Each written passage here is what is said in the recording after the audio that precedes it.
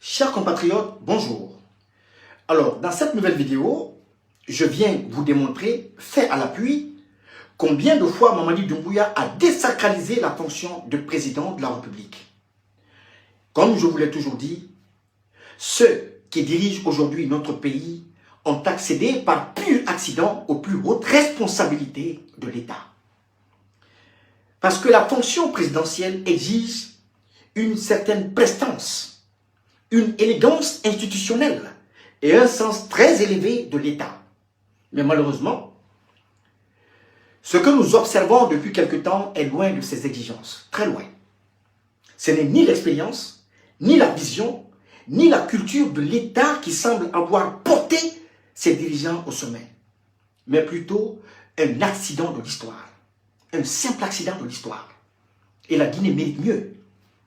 Parce que la magistrature suprême n'est pas une scène d'improvisation ou de populisme. Elle est le symbole de la dignité nationale et de la responsabilité devant tout ton peuple. Celui que vous incarnez, celui que vous défendez.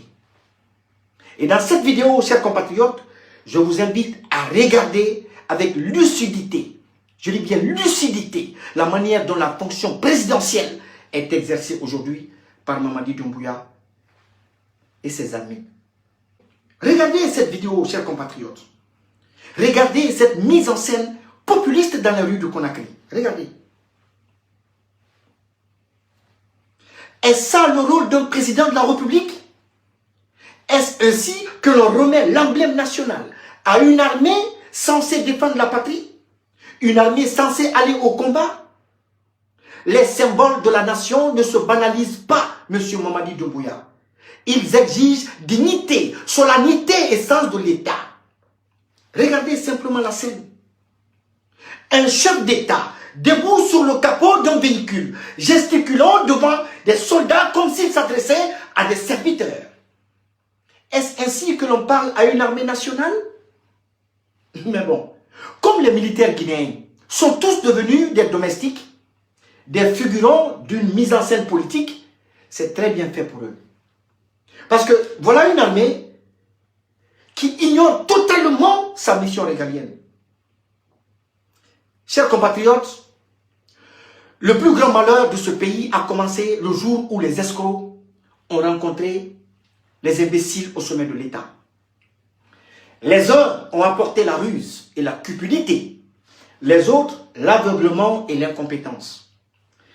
Et de cette alliance est née une gouvernance faite de mensonges, de manipulation et d'improvisation, dont le peuple, je dis bien le peuple, paye le lourd tribut. Seul le peuple. Et malheureusement, ils ont quand même réussi à transformer le pays en une république bananière. Parce qu'aucun ennemi extérieur ne menace aujourd'hui l'existence de notre nation. Aucun conflit armé avec la République sœur du Libéria ne justifie une telle mobilisation spectaculaire de l'armée guinéenne. Ce que l'on nous présente comme une posture de défense nationale aujourd'hui n'est en réalité qu'une mise en scène, une opération de communication destinée à masquer l'incompétence flagrante dans la gestion de l'État. C'est de la poudre aux yeux. Un artifice politique visant à détourner l'attention des Guinéens de la véritable crise qui frappe le pays.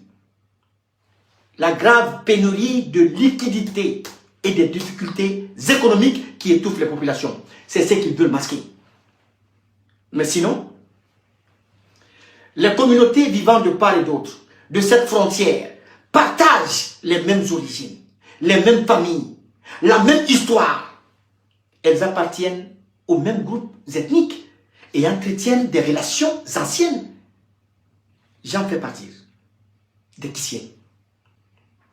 Alors, ce qui se joue aujourd'hui ressemble plutôt à une stratégie bien connue.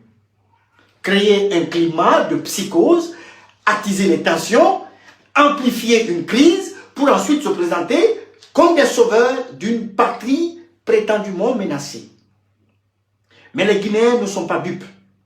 Ils voient clair dans cette mise en scène. Parce que les mensonges finissent toujours par se fissurer lorsque la réalité s'impose. Vous êtes des menteurs et des mauvais metteurs en scène. Vous ne pouvez en aucun cas invoquer une guerre pour justifier ce qui se passe aujourd'hui en Guinée. Ce n'est pas possible. Car cette guerre n'existe pas. La Guinée n'est pas un champ de bataille. Elle est une nation en transition qui attend des institutions fortes, de la justice et du respect de la parole donnée. À moins que certains ne cherchent justement à créer des conditions d'une crise sécuritaire afin de gouverner par la peur et de détourner l'attention du peuple de l'essentiel. Vous en êtes capable. Vous en êtes capable. À moins que les tensions observées aujourd'hui avec ces pays frères ne participent à cette logique dangereuse. Le CNRD en est capable. Mais l'histoire nous enseigne une vérité simple. Lorsqu'un pouvoir commence à inventer des ennemis pour justifier ses dérives, écoutez bien, pour justifier ses dérives, c'est souvent la nation elle-même qui finit par devenir la première victime. Au lieu de mobiliser l'armée dans un prétendu conflit qui pourrait être réglé par la voie diplomatique, pourquoi le CNRD ne commence-t-il pas par rapatrier dans les caisses de l'État des millions de dollars qui ont été détournés? Pourquoi ne pas exiger des comptes à ceux qui ont pillé les ressources publiques au lieu d'aller déclarer la guerre aux pays voisins?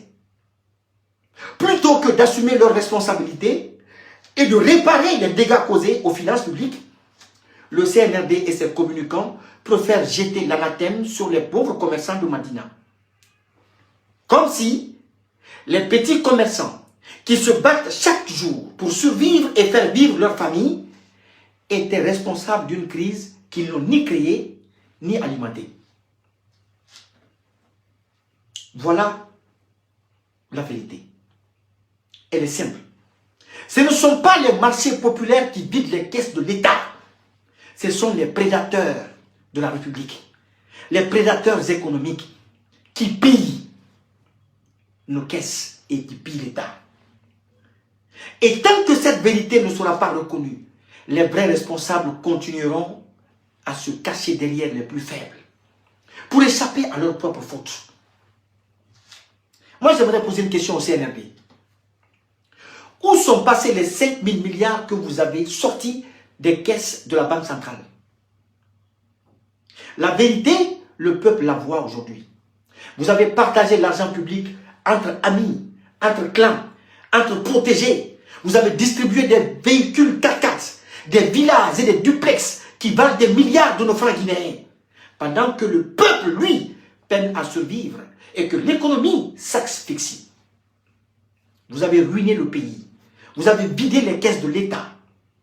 Et pendant ce temps, vous construisez des bunkers dans vos propres maisons pour y entasser les milliards qui appartiennent au peuple de Guinée.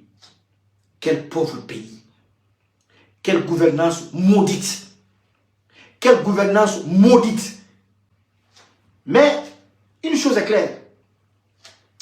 Si vous ne me rendez pas mes enfants, le monde entier entendra parler de vous dans les jours à venir. Je vous ai dit que la guerre prendra une autre tournure et une autre intensité. Une autre tournure parce que face aux criminels comme vous, le silence devient un crime. Face aux criminels comme vous, le silence devient un crime. À bientôt. La patrie ou la mort, nous vaincrons.